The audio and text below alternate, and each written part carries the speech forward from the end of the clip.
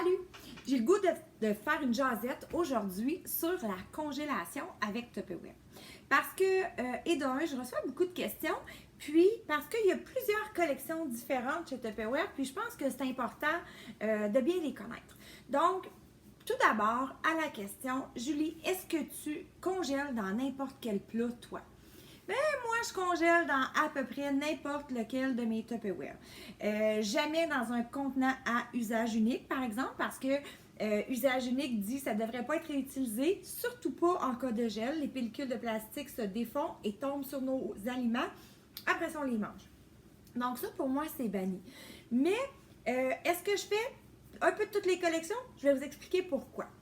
Tout d'abord, si, mettons, je prends les restants, puis ces restants-là ou des repas déjà que j'ai fait exprès pour portionner, pour congeler dans mon micro-ondes pour que tout de suite, après ça, aussitôt qu'il va servir, ça va être pour le lunch. Donc, je prends mes contenants chauffe-serre qui sont conçus pour cuire au micro-ondes. Donc, pas de problème avec ça. Ils peuvent passer directement du congélateur au micro-ondes. C'est un cas réglé. C'est super efficace. Puis, avec la petite valve là, bon, ben ça, on peut réchauffer, chauffer, puis il n'y a pas de problème, OK? Mais un coup que tes repas sont préparés là-dedans, puis que c'est tout plein, tu fais quoi avec le reste de tes aliments? Moi, c'est là que je dis qu'il faut que tu cernes un petit peu, ça va être quoi ton besoin? Là, quelqu'un me dit, OK, ça, c'est la collection pour réchauffer au micro-ondes qui va au congélateur. Je te dis, oui, c'est ça. La collection Cristal-Ondes n'est pas conçue pour aller au congélateur nécessairement. Sauf que si tu me dis que tu congèles le pâté chinois ou la sauce à spaghetti de ton enfant dans un plat de yogourt ou de margarine, ben il vaut mieux utiliser ça qu'utiliser l'autre. Puis je t'explique pourquoi. Moi, mes enfants, c'était le format préféré qu'il y avait quand ils allaient à l'école, OK? Donc, on congelait dedans le dimanche, là, puis ça se mangeait soit lundi, mardi, mercredi, jeudi. Là. Tu sais, c'est pas quelque chose qui est dans le congélateur longtemps. Puis, c'est pas parce que l'efficacité de la congélation dans ce contenant-là n'est pas comme une bonne gamme de congélation. Il va faire du frimas, puis il n'y a pas rien qui est conçu nécessairement pour ça. Mais est-ce que c'est dangereux? Non, pas du tout. C'est beaucoup mieux d'utiliser ça que d'utiliser des plats à usage unique. La seule chose, c'est qu'ils ont un couvercle hyper rigide, tu vois? Donc, lui, si tu essaies de l'ouvrir puis qu'il est congelé, là, bien, tu risques de le briser. Fait que c'est de là où je dis qu'il faut faire attention. Donc, tu le congèles, mais tu ne l'ouvres pas. Tu attends qu'il dégèle avant de l'ouvrir parce qu'il n'est pas conçu pour ça.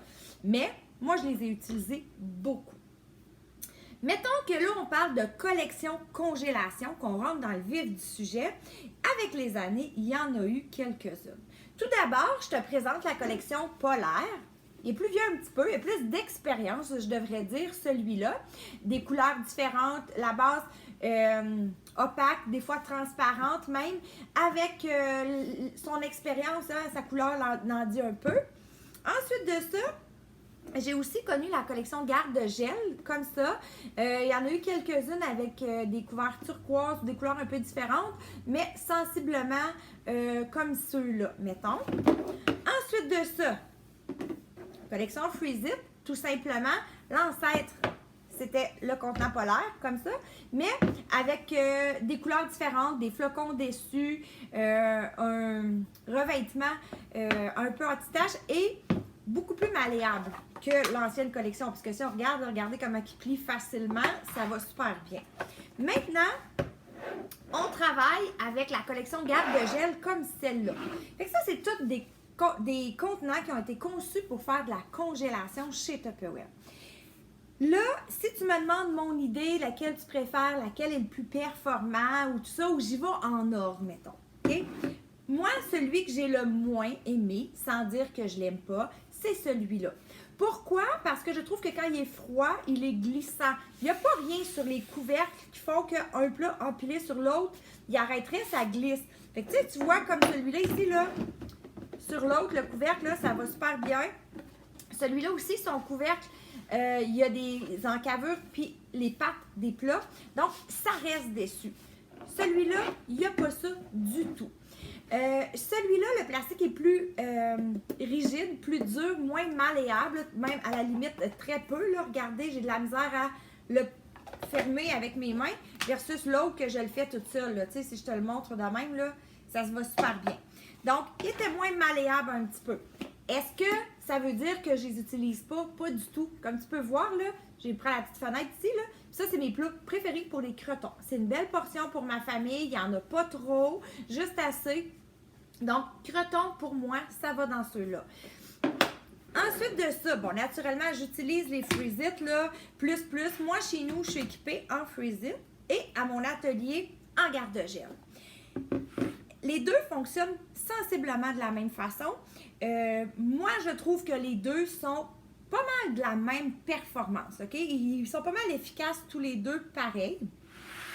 Il y a des choses à savoir avec la congélation qui est très importante. Quand tu mets ton aliment dans ton contenant, mais il faut que tu t'assures que ton aliment n'ait pas trop de jus.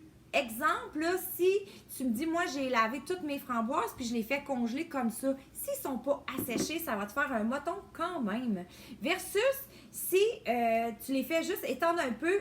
Mais moi, personnellement, j'allais cueillir les bleuets cet été, puis je les lavais même pas, je les ai juste comme laissés sécher sur une serviette pour enlever les petites, peut-être que j'aurais pu ramasser avec les petites feuilles ou quelque chose.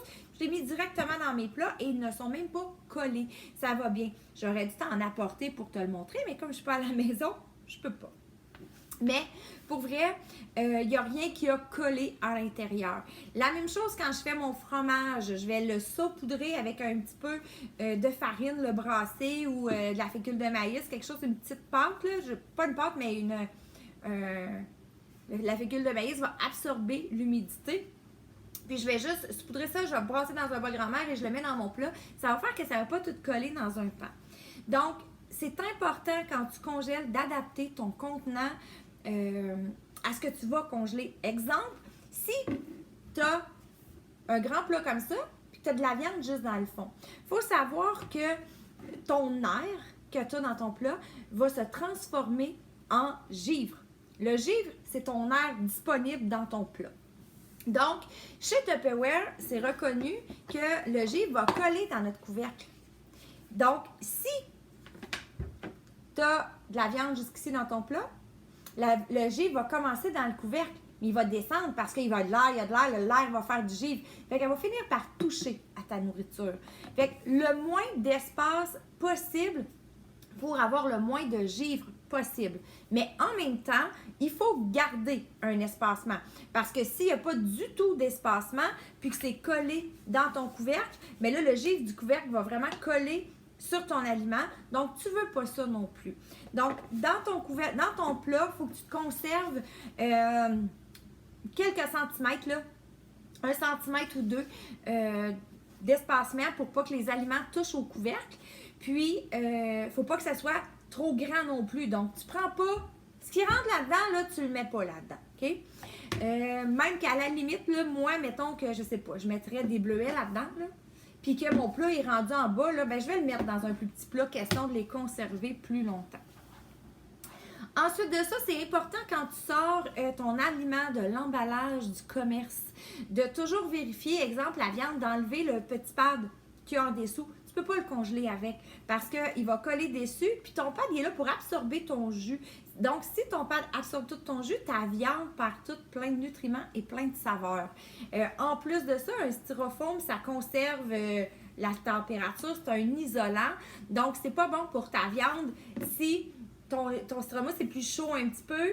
Tout le jus va être attiré vers le bas, il va être absorbé par le petit pad, donc ton aliment va perdre plein de saveurs et il va sécher à cause de ça, versus dans un plat, ça n'arrivera pas comme ça de le faire. Là, je vais te montrer. Moi, j'ai un plat ici. Là, écoute, pour vrai, là, ce n'est que de la glace qu'il y a dans le plat. Puis ça fait longtemps qu'il est là. Mais ce que je veux te montrer, là, c'est que le couvercle, là, la glace va être dans le... Oh, on vient de l'avoir tombé, là. Mais c'est pas grave, c'est juste de la glace. Regarde. Tu vois très bien comment c'est collé dans le couvercle. Donc, si jamais tu congèles ta sauce à spaghetti dans un plat comme ça, bien, si tu le dégèles, enlève ton couvercle, retire ton givre. Là, regarde, on voit que c'est des galettes de givre qui ont tombé quand j'ai ouvert mon contenant. Donc, Tu vas rincer ton couvercle, tu enlèves le givre et tu remets le couvercle pour que ça dégèle tranquillement. Parce qu'il ne faut pas oublier que le givre, la glace du givre en dégelant va faire de l'eau, donc va faire de l'eau sur ton aliment et c'est clairement pas ça que tu veux. Donc, c'est pour ça que c'est important de le faire. Puis tu as vu que je l'ai sorti du congélateur et il est vraiment conçu pour ça, malléable pour ça, versus ce que je te disais que celui-là, non.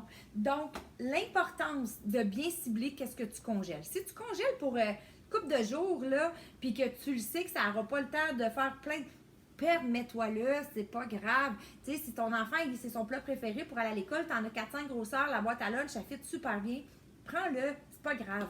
Mais si c'est une congélation à long terme, que tu sais que ton aliment va être là plus longtemps, ça sera pas efficace. Puis quand le frima va être collé dans le couvercle, parce que ça l'en fait, parce que l'air fait le frima, je le répète, donc ça fait du frima, bien là, tu dois être obligé de l'ouvrir pour l'enlever. Tu seras peut-être pas capable avec le Cristalone.